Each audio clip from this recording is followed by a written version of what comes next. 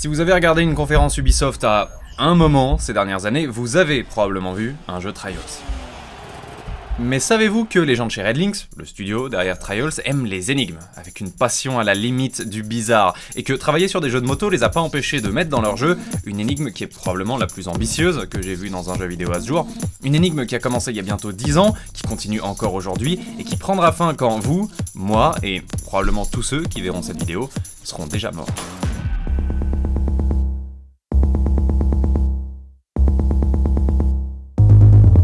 Ok, alors en 2009, Trials HD a débarqué sur Xbox 360. C'était fun, c'était rapide, c'était très bien, mais c'était aussi rempli d'éléments qui dénotaient dans un jeu de moto. En cherchant bien à travers les niveaux, on trouvait des numéros, des phrases, des chiffres romains, des constellations, même des partitions musicales. C'était la première tentative d'énigme de Redlinks, et à l'époque ça n'a pas marché du tout. Pour une raison que je ne peux pas expliquer autrement que, ils avaient pas vraiment compris c'est quoi une énigme à l'époque. Ce qu'il fallait faire, en fait, c'était comprendre que tous ces éléments cachés faisaient référence à de grands hommes et femmes de l'histoire des arts et des sciences, comprendre tout seul que ce qui les unit tous, c'est qu'ils ont passé toute leur vie à se poser des questions, et donc en déduire que la réponse de l'énigme, c'était le mot « question ». Bon, à la fin, ça n'a pas intéressé grand monde, Redlinks eux-mêmes ont dû aider les quelques membres de la communauté qui restaient à finir l'énigme, et quand quelques journaux spécialisés ont parlé de l'affaire, la réponse globale de la population, c'était pas ouf. Mais Redlinks aurait pu juste s'arrêter là. À la place, ils ont step up. Et je vous préviens d'avance, vous avez rarement vu un step up dans ces proportions-là. Trials Evolution est sorti 3 ans plus tard, et ça a commencé de la même façon, avec des suites de mots étranges répartis dans plein de niveaux. Bon, les joueurs les ont tous trouvés assez vite, et quand ils les ont mis ensemble, ça a donné ça. Ça veut rien dire, mais c'est un début, et surtout, ça a l'air crypté. Le message est bel et bien crypté, et la façon dont les joueurs l'ont déchiffré est vachement cool, mais pour que vous puissiez comprendre pourquoi c'est vachement cool, faut que je vous explique 2 ou 3 trucs cool sur les cryptages. L'une des formes d'encryptage les plus basiques s'appelle le cryptage César. On prend un mot ou une phrase, et on décide qu'on va remplacer chaque lettre par celle qui vient après dans l'alphabet. On peut aussi les remplacer par celle qui vient 5 places après ou 5 places avant, mais du moment que toutes les lettres ont le même décalage, c'est du cryptage César. Le cryptage César offre très peu de sécurité parce que si vous parlez la langue dans laquelle est écrit le message crypté, il y a des mots qui sont très faciles à reconnaître parce que les répétitions de lettres et la longueur des mots sont toujours là. Pire encore, comme toutes les lettres ont le même décalage, il suffit que vous arriviez à craquer un mot pour trouver de combien elles sont décalées, et à ce moment-là, vous avez craqué le message tout entier.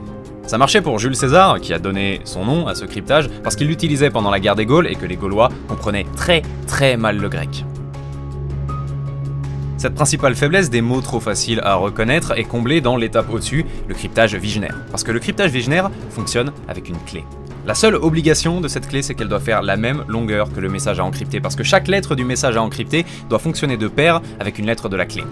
Une fois qu'on a notre clé, on utilise ça, la table de Vigenère, et c'est extrêmement simple. Si la première lettre de mon message à encoder c'est un P et que la première lettre de ma clé c'est un J, on regarde au croisement de la colonne P et de la ligne J, et on trouve Y. Donc mon P apparaîtra comme un Y dans la version cryptée du message. Comme chaque lettre du message à encoder fonctionne avec une lettre différente dans la clé, elles sont toutes décalées d'un nombre différent, mais soudain, c'est plus possible de reconnaître des mots.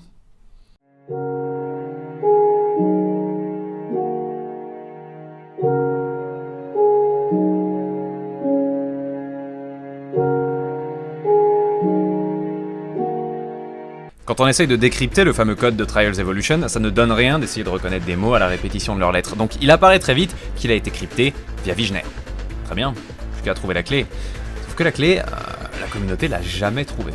Bon, c'est pas tout à fait vrai, ils ont fini par trouver la clé, mais des années et des années plus tard, parce que la façon de l'obtenir était si horriblement tordue, si machiavélique, qu'à l'époque, où ils se cassaient la tête sur l'énigme, ils ont trouvé ça plus facile de contourner le fait de pas avoir la clé que d'aller trouver la clé.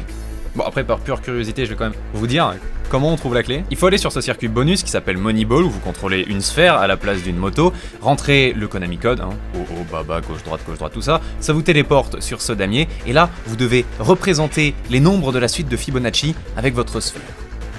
La suite de Fibonacci, c'est juste la suite de nombres qu'on obtient quand on commence avec 0 et 1 et qu'on trouve le nombre d'après en additionnant les 2 derniers nombres qu'on a. 0 et 1, 1 et 1, 2, 1 et 2, 3, 2 et 3, 5, et ainsi de suite à l'infini. C'est une suite qui est extrêmement célèbre parce qu'elle est extrêmement pratique. Il y a des architectes qui s'en servent pour construire des bâtiments, il y a des traders du dimanche qui s'en servent pour savoir quand acheter des bitcoins, bref, c'est utile. Et donc nous, on doit aller sur Moneyball, prendre notre babal, ignorer le 0 et dessiner 1, 1, 2, 3, 5, 8. Et voilà, la clé. que je vais vous flouter pour pas vous spoiler la suite de l'histoire. Maintenant, réalisez que si je vous dis d'aller sur le niveau de rentrer le Konami code puis la suite de Fibonacci, bon, c'est pas trop dur, mais pour réaliser dans l'instant que c'est ça que le jeu attend de vous sans le moindre indice, c'est quasiment impossible. C'était tout simplement machiavélique, et à l'époque, personne n'a trouvé. Mais ça les a pas arrêtés.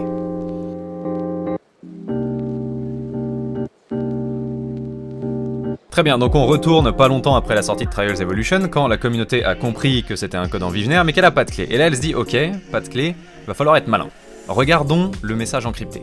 L'encryptage Wigner empêche les répétitions de lettres, mais il ne cache ni la ponctuation, ni la longueur des mots. Et si on regarde la dernière partie du message, on voit une suite de mots courts, séparés par des virgules. Et si vous avez grandi avec les jeux vidéo, quand vous voyez ce type de phrase, vous pensez forcément à une série d'inputs. À partir de là, il va falloir faire des essais et avoir de la chance. Si on part du principe que le tout dernier mot du message crypté c'est write, c'est la bonne longueur de lettres et ce serait logique dans une série d'inputs, et ben pour passer de L, Z, H, H, G à write avec une table de Wigner, il faut que la clé ce soit Urban, U-R-B-A-N. C'est extrêmement intéressant parce que Urban, c'est une suite de lettres qu'on trouve dans la langue anglaise. Il y a des mots qui contiennent Urban. Ça voudrait dire que Red Lynx, ils nous ont peut-être pas donné la clé, mais ils nous ont laissé une chance. Parce que leur clé, c'est pas une suite aléatoire de lettres, c'est une phrase. Et vu leur passion pour les références historiques en tout genre, on serait même prêt à parier que c'est une phrase célèbre.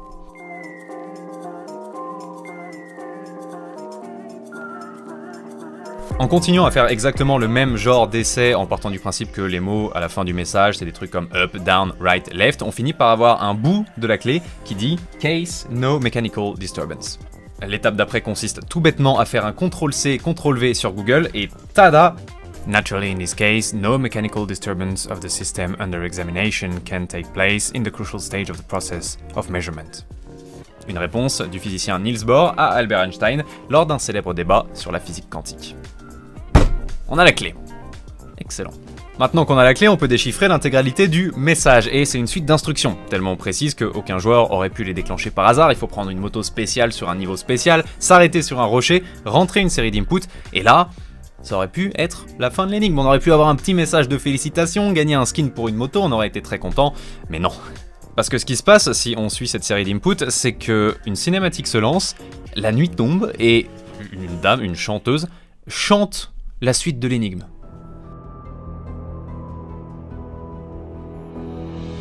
Wake up and listen, the secrets are hidden in the brighter tones.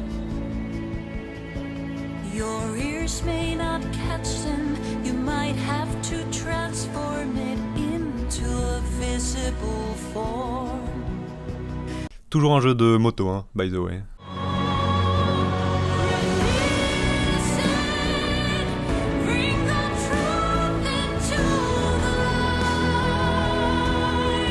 Du coup, on fait ce que dit la dame, on prend la musique, on la met sous forme physique, ce qui veut dire jeter un coup d'œil à son spectrogramme, et on trouve ce passage avec des temps courts, des temps longs et des pauses. C'est clairement du morse, et que dit ce passage en morse? Il dit « va checker les autres musiques ».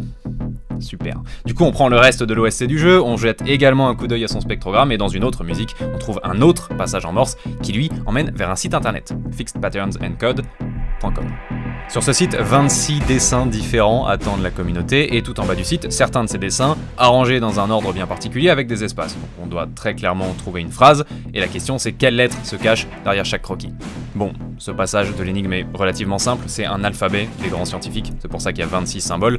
Chaque dessin représente une pointure du monde scientifique, et chacun d'entre eux avait un nom de famille qui commence par une lettre différente. B pour Bohr, E pour Einstein, il y a Newton, il y a Schrödinger et ainsi de suite. En suivant ce qu'on vient de trouver, notre phrase finale tout en bas du site dit « Big freeze with no complete end ». C'est une référence à l'une des théories probables de la fin de l'univers, le grand froid, quand toutes les étoiles auront fini par s'éteindre et que la vie aura disparu depuis bien longtemps. Donc on rentre la réponse « Big freeze with no complete end » dans la barre de recherche tout en bas du site, et là, on arrive là. Gardez ce que vous trouvez, ne le perdez pas, transmettez-le. Non, ça c'est très bien, mais c'est surtout la suite de la page qui nous intéresse tout de suite, parce que c'est le moment où l'énigme prend une ampleur complètement nouvelle. Car ça, c'est des coordonnées dans la vie réelle. Où c'est qu'on va du coup ?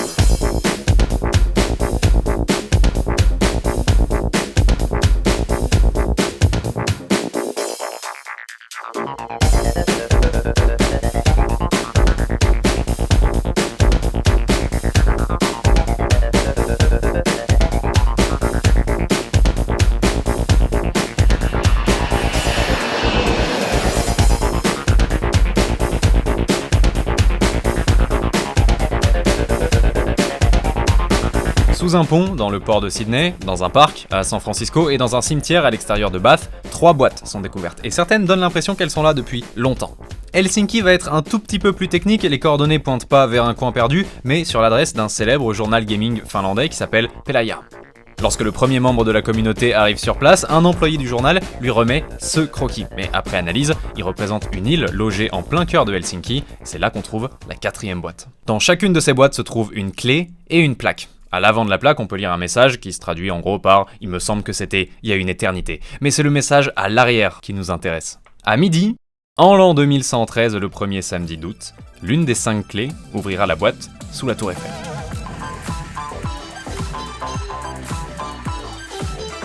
Tout ça c'est très bien, mais on a 2 problèmes. Déjà ça dit l'une des 5 clés, et nous on nous a filé que 4 coordonnées, et on a déterré que 4 clés. Mais surtout, ça dit 2113. Pour percer la phase finale de l'énigme, faut se pointer avec la bonne clé sous la tour Eiffel, le premier samedi d'août de l'an 2113. Ça veut dire que les joueurs qui ont participé à percer cette énigme jusque-là ne seront plus là pour assister à la phase finale dans 92 ans. Personnellement, à ce moment-là, j'aurais 117 ans et je serais probablement pas en état d'aller faire une balade sous la tour Eiffel.